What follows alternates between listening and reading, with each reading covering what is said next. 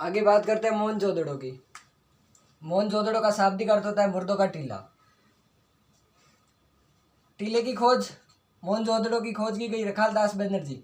Short trick से याद करें कि टीले को रखने वाला, रखने से याद रखना है, रखालदास बनर्जी। सन 1922 में मोहनजोदड़ो के टीले की या मोहनजोदड़ो पुरास्थल की खोज की गई थी। मोहनजोदड़ो लरखाना प्रांत सिंध पाकिस्तान में स्थित है, जो कि सिंधु नदी के तट पर स्थित एक पुरास्थल था। इस पुरास्थल से 8 बार उजड़कर 9 बार बसने के साक्ष्य प्राप्त हुए हैं।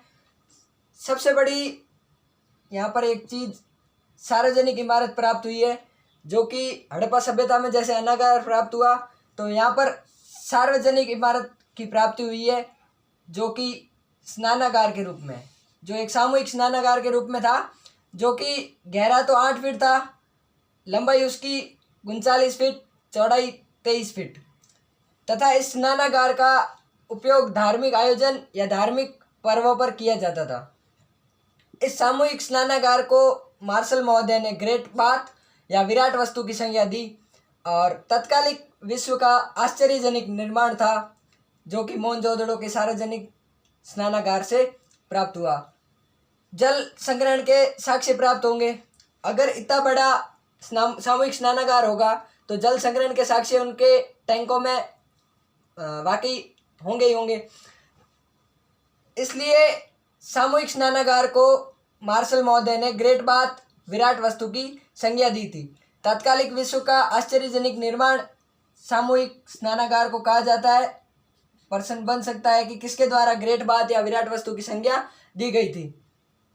अब मोहनजोदड़ो की बात करें तो मोहनजोदड़ो का जो शासन था वो जनतंत्रात्मक शासन था। यहाँ से कोई भी कब्र के साक्ष्य प्राप्त नहीं हुए, सूती वस्त्र के साक्ष्य प्राप्त हुए, तांबे गलाने की भट्टी प्राप्त हुई। बाकी लरखाना प्रांत सिंध पाकिस्तान से इस सभ्यता की खोज की गई, जो कि सिंधु नदी के तट पर अवस्थित थी। यहाँ से 3 मुख वाले देवता का अंकन, मुद्रा पर जो एक अंकन प्राप्त हुआ 3 मुख वाले देवता, उसे पशुपतिनाथ या आद्य महादेव या आद्यनाथ की उपाधि दी गई थी। उस मुद्रा पर 7 जीवों का अंकन प्राप्त होता है, जिसे भारतीय चित्रकला का प्रथम उदाहरण माना गया था। अब इस सभ्यता, इस पुरास्थल के अवशेषों के बारे में देखें तो मंगोलियन पुजारी के सिर के साक्ष्य प्राप्त हुए, बकरे के पीछे चाकू लिए हुए व्यक्ति के साक्ष्य प्राप्त हुए, महाविद्यालय के साक्ष्य प्राप्त हैं, काशी की नृत्य प्रतिमा, एक नृत्यरत जो कि एक औरत नृत्य करती हुई उसकी प्रतिमा प्राप्त हुई है, जो कि कांसे की बनी हुई थी। घोड़े के दांत प्राप्त हुए, हाथी का कपाल खंड प्राप्त हुआ। यहाँ से ध्यान रखना कि तांबे गलाने की एक भट्टी भी प्राप्त हुई है। और मोहनजोदड़ो पुरास्थल के पतन का कारण KUR कनोडिया ने बताया कि मोहनजोदड़ो के शवों से मलेरिया के साक्ष्य प्राप्त हुए।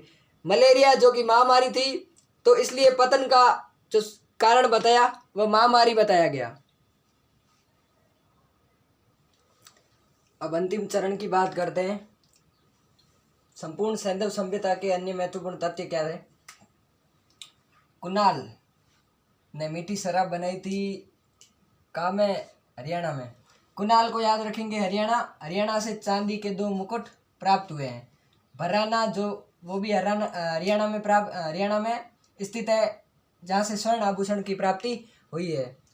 अब जलवायु परिवर्तन जो पतन का कारण माना जाता है, उसको किसने माना है। MMS, एक SMS होता है, एक MMS होता है। दोनों को एक को याद रखना है, अपन को शॉर्ट फॉर्म याद रखनी है MMS। माधव स्वरूप वस्त, मार्टिन व्हीलर और स्टेइन, इन तीनों ने ये तर्क दिया है कि सिंधु सभ्यता का पतन जलवायु परिवर्तन होने के कारण हुआ है। नए स्थल की खोज की गई, जैसे गुजरात में करीम शाह, थार के मरुस्थल में वेंगीकोट की खोज की गई। विश्व का प्रथम ज्वारीय बंदरगाह लोथल, जो कि गुजरात में स्थित है। कपास की खेती के प्रथम साक्ष्य, मतलब सिंधु सभ्यता में, नाल में, जो कि हरियाणा में स्थित है। और कपास की खेती के प्रथम खोज जो की गई थी वो भी यूनानियों द्वारा की गई थी, जो कि सिंधु घाटी में की गई थी। अब सिंधु सभ्यता के आर्थिक जीवन महत्वपूर्ण क्या था कि आर्थिक जीवन जो ज़्यादातर वाणिज्य पर निर्भर करता था। कृषि और विदेशी व्यापार उनका मूल आर्थिक जीवन को स्पष्ट करता था। बेलनाकार मुद्रा जो कि कालीबंगा से प्राप्त हुई है, उससे ये प्राप्त होता है कि वो मेसोपोटामिया से व्यापार के साक्ष्य प्राप्त हुए हैं। लोथल जहाँ से फारस की मुद्रा के साक्ष्य प्राप्त हुए हैं, तो ये कह सकते हैं कि लोथल, कालीबंगा ये विदेशी व्यापार करने में समर्थ रहे थे। वहाँ से उन अलग अलग देशों की मुद्राओं के साक्ष्य प्राप्त होते हैं। अब राज व्यवस्था की बात करें तो सिंधु घाटी सभ्यता की राज व्यवस्था धर्म तंत्रीय संघवादी, अर्थात जहाँ पे मातृ देवी की भी पूजा होती है और मतलब मातृ देवी को भी मान्यता दी जाती है और जनतंत्र को मान्यता दी जाती है। 3-4 चीज़ें देख लेते हैं। चांदी की देन सिंधु सभ्यता के द्वारा दी गई। स्वास्तिक चिन्ह जो कि सांख्या,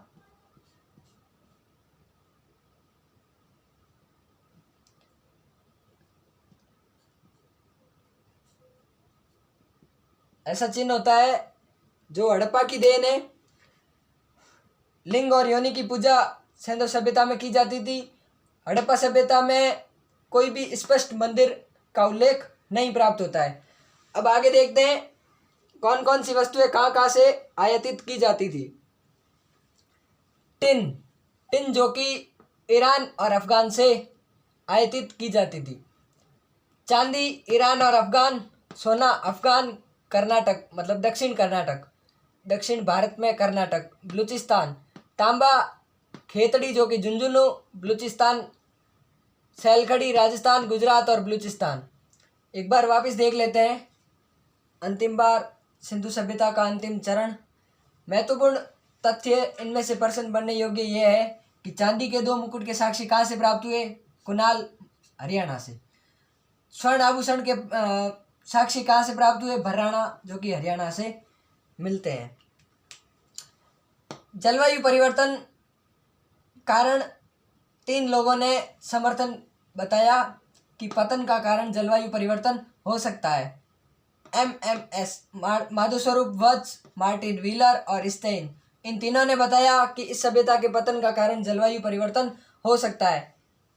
नए स्थल की खोज की जा रही है जिसमें गुजरात के करीम शाह की खोज की गई है, थार का मरुस्थल वेंगीकोट की खोज की गई है, विश्व का प्रथम जवारी बंदरगाह लोथल।